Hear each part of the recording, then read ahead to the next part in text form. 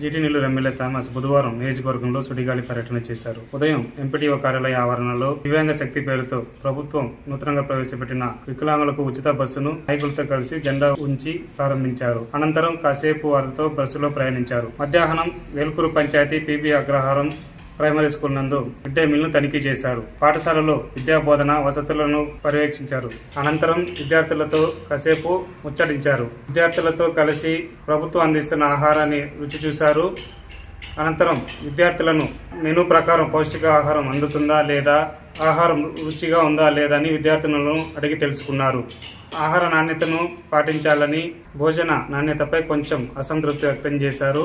భోజనం చేసే సమయంలో గుడ్డు పరిమాణం చాలా చిన్నదిగా ఉన్నది గమనించి ఎమ్మెల్యే తగిన కాంట్రాక్టర్పై చర్యలు తీసుకోవాలని అధికారులను ఆదేశించారు. సాయంత్రం కొట్రకోన పంచాయతీ లక్ష్మీరెడ్డిపల్లి గ్రామంలో రైతన్న మీకోసం కార్యక్రమంలో ఇంటింటికి వెళ్లి కరపత్రాలను పంపిణీ చేశారు.